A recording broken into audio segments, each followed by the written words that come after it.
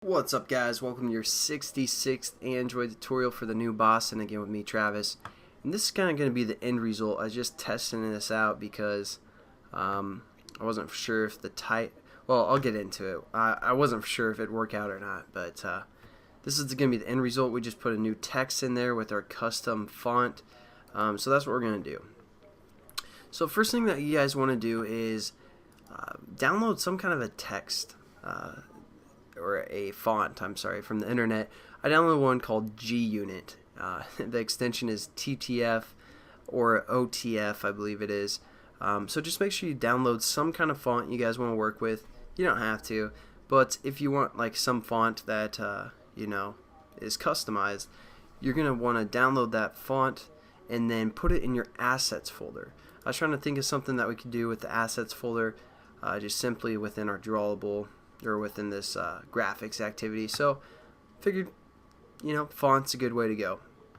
So download that, put it again in your assets folder, which is not in your resource folder, but there we go. Once you have that done, what we want to do is, that's basically going to be called something called a typeface. So we need to do a typeface variable, and we're going to call this variable font. And now we can set up, after we import our typeface, we can set up that reference to our assets folder within the constructor again. So we're going to say font is equal to typeface, referring to the typeface class, dot create from assets, or from asset. And it takes in the asset manager and a string path. So we're going to click this one, create from asset.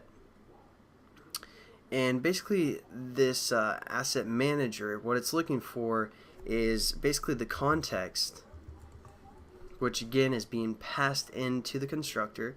So we're going to grab that context, and then we're just going to hit dot, and we're going to say get assets. So we're basically getting the assets from the context. It's not a huge deal right there. And then we need to give it a string name, which is basically exactly what our font is called. So we do this in quotations, just like any other time we deal with strings. We're going to say G-Unit. Download that font because it's just gangsta, and we are all gangsters. So there we go. We set up our font, and now we can use this font. So let's go into our onDraw method here, and let's do this below or before our green ball is drawn. So let's give some space right here after the canvas itself has been colored white. This is where we're going to set up our font. So the first thing we need to do is let's get some basically some more customization going on. So we're going to set up a new paint variable, and we're going to call this text paint. And we're going to set this equal to new paint, just like we've done before. And now let's kind of define what we want this text paint to do. So first thing, let's say text paint dot set color, and you can either do this standard color, or again we can do something like the the alpha level. Let's do that one. This first argument is the alpha level, so let's do 50%. Basically that's going to make, or that's going to be 50, like kind of a transparency is what the A stands for. The R is the amount of red we want. So let's say we want a lot of red. I believe it goes up to like 265, or no, 255. Not quite sure. We're going to do 254 just to be safe. As you guys probably know by now, I'm not a huge graphics guy, so don't really deal with all the colors and all that stuff. And then here's the green. So let's say you want a little bit of green in there, like 10 or something. It's probably going to be the worst color in the world. And 50 blue. I have no idea what color that is, but that's what we're setting this text paint to be. And let's make this text paint, what else can we do? Let's say set alignment. No, what am I thinking? Do set, what else we got? Text alignment, that's what it is. And then what we can do is we can refer to the alignment class and then hit dot center, so it's going to have center alignment. And then what else? We can set the text size, so we're going to say text paint dot text size or set text size to like 50. And one other thing we could do, well, no, that's good for now. I don't know how much time we have. Been kind of babbling, it seems. Now all we have to do is basically add this new font to our, our background or our canvas. So that's what we're going to do here. We're going to say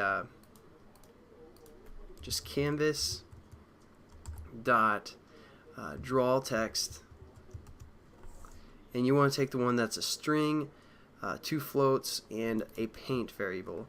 So for a string, this is what we actually want it to say. So we're going to say my bring back, something like that. For the X value, again, since it's center alignment, we just kind of want it in the center of our canvas. So we're going to say canvas dot get width divided by 2.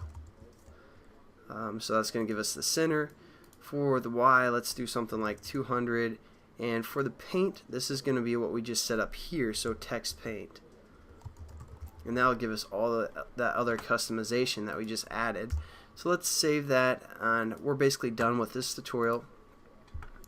Hopefully it's not too difficult. I mean, just wanted to show you the asset folder, how you can kind of define the paint and then add it to the canvas, even though we kind of worked with that already with the paint variable or the paint class.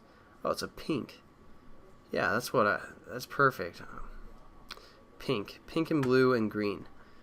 This is just amazing. Oh wait, what is going on? Oh, we forgot to forgot to use our font. So one other thing we need to do to the text paint, we're gonna say dot set typeface. That's the other thing we forgot. And since we set up our typeface in our constructor, we're going to put font here, because again, that's what we named our typeface. So now everything should be working. That's it's just another example of how we can just add some customization to a paint and then throw the paint in when we're actually drawing to the canvas. So there we go, we got our font now. So I'll catch you guys in the next tutorial, and have a good one. Peace.